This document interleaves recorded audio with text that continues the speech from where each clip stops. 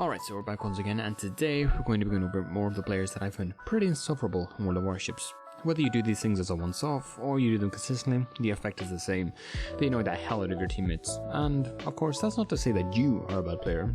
No, of course not. I'm just subtly implying that you're a bad player if you make these mistakes. But of course this video, as most of my videos, are made in jest, so don't take it too seriously. But with that being said, let's get into it, and if you enjoy this content, consider subscribing. It really helps out. The Lagger. Credit where credit is due, this is a player that I hadn't even thought of until I looked through the comments of my last video, so a big thanks for jumping my memory. Now, what to say about the Lagger? Actually, we can probably wait a couple of seconds while I load the video.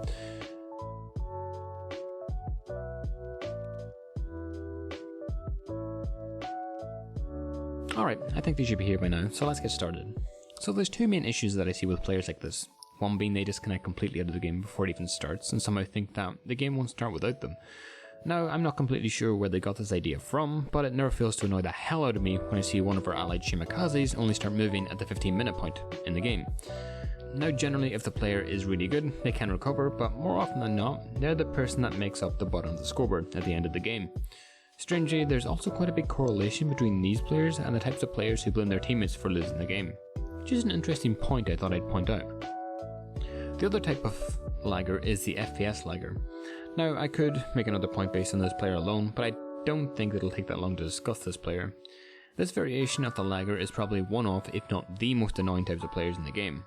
Because these are the players that when you want to see them try to dodge torpedoes, you think about calling an ambulance for them. Because in their attempt to dodge, they lag, overturn, and instead of dodging the torpedoes that they see coming from 7 kilometers away, they manage to get hit by at least 2 of them, which triggers a thought in your head, are they okay? But nevertheless, these players, not unlike the network Lagger, tend to bring up the bottom of the scoreboard, mostly not even because they're a bad player, but due to the fact that they can't even get a chance to play the game properly, because they have a potato for a computer. Let's keep going.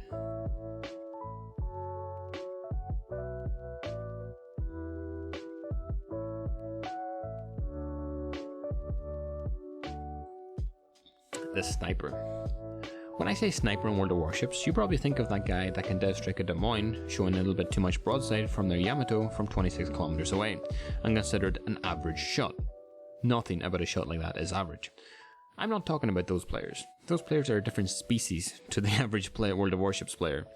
The players that I'm talking about are the players that sit at around 20 kilometers away from the action, usually playing the Thunder or Conquer or some variation of a HE spammer, and instead of shooting and at least hitting the enemy ships, they tend to do about 70k average damage per game, because they're about as accurate as myself trying to translate Japanese, and I've never spoken Japanese in my life. Now, if these players do manage to get over 100k damage, in a tier 10 battle mind you, it will usually be because of the fact that they set several fires in the Groza Curvers that pushed in like a clown, and well, you can't really miss a Groza Curvers that pushes in like a clown, can you? But perhaps the most frustrating thing about these players is that they believe they actually played well. But let me tell you, getting 70k fire damage on a Kremlin that just heals it all up is not plain good, no matter how big the damage number is your PR. Anyways, let's move on before I get a little bit too mad.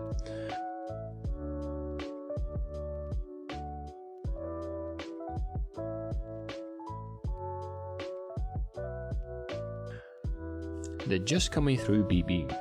I honestly have so little words for this kind of player. The lack of awareness of these types of players is truly something to behold. And if the sniper made you angry, then being on the receiving end of one of these types of players will drive you completely insane.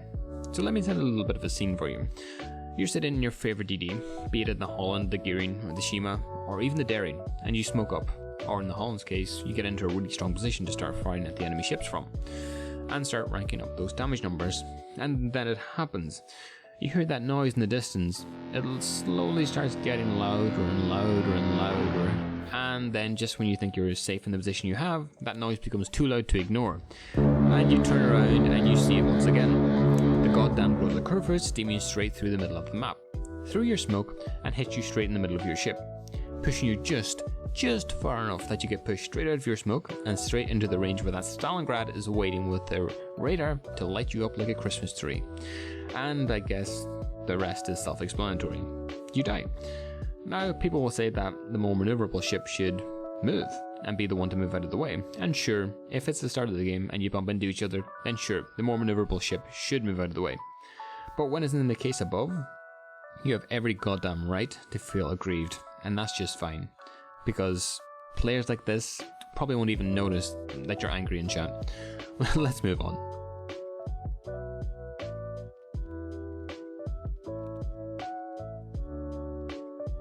The kill securer. Have you ever looked at the scoreboard and seen that a certain player on your team that got about 4 or 5 kills, and you think, wow, this guy must be incredibly good at the game? So you decided to watch the replay back to learn from your mistakes, much like the way I learned not to criticize the Scharnhorst in my last video. Yikes. But anyways, you start watching with your notepad out, ready to take down notes to how to play better, and then you start to notice something. This guy didn't connect until 2 minutes in. You brush it off. Could just be a good player with a bad connection, you think, so you brush it off as if nothing happened. Then they start positioning really weirdly. And I don't mean like your average weird positioning mistakes. I mean playing like a Kremlin pretending to be a Shimakaze weird. Unorthodox playstyle, you think. But again, this guy got 4 or 5 kills, so who are you to question their playstyle? But eventually you see after they secure their 3rd kill that they weren't that good at positioning, they really can't aim, and they just can't play the game well at all. But there is one thing they can do extremely well. Their brain seems to have an inbuilt detector that allows them to instantly know when a ship is low enough for them to one-shot. And as you can probably guess from this point, that's exactly how they got all those kills. Not skill, just an eagerness to look good. I should probably preface this by saying that there are those games where a guy steals a few kills by accident. I should know, it happens to me sometimes. But that's distinct from the player I'm describing here, who goes out of their way to get those frags. Anyways, let's keep going.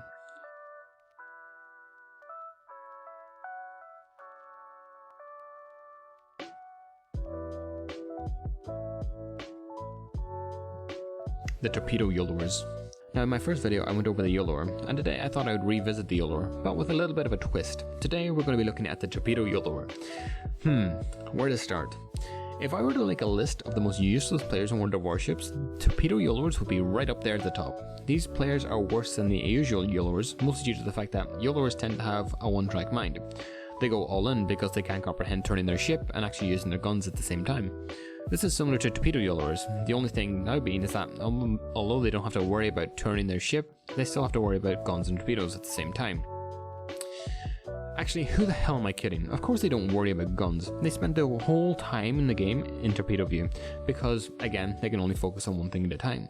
Where the usual Yolers usually get a couple salvos off and do some damage, the Torpedo Yolers, at least the most common Torpedo Yolers, tend to do very little damage, because generally being able to predict where a ship will move kind of correlates with your ability to move your own ship. And as a result, these players tend to start the game with 0 damage, and usually end the game with close to 0 damage too. One more to go, let's keep going.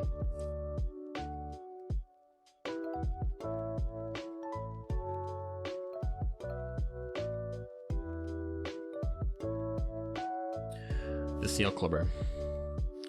So I thought I would end the video on a nice note. I'm not going to disparage these players, I'm going to praise them. Like that was going to happen, but let's get into it. Again, these players come in 2 different types. You have the Super Unicum, that basically every game they go into is a seal clubbing game, and that's just the way it is, so this isn't about them. But the other kind, there's something else. These are the people that have 15 tier 10s and enjoy nothing more than going all the way down to tier 4 and ranking up 50,000 games with a 45% win rate, and pick on the less fortunate. And by less fortunate, I mean the people who are playing the game for actually the first time, and what do those people get? A slap in the face in the form of being farmed by those who know how to aim just a little bit better than those who are playing for the first time. But I guess that's to be expected, at least a little bit in this game. A little bit of a tip though for those who seal club. Next time, just free XP grind through the lower tiers. You'll get better quicker by playing at higher tiers, and you won't potentially drive new players away from the game the first time they want to try it out. So that's pretty much everything I can think of for part 2 of the terrible players that play World of Warships. Some are pretty horrific, but I'm not sure if they're as bad as the first group. And if you think I missed anything, let me know in the comments below. If you enjoyed this video, give it a like. If you didn't, give it a dislike, and if you enjoyed the content, maybe consider subscribing. But until next time, I'll see you in the next one.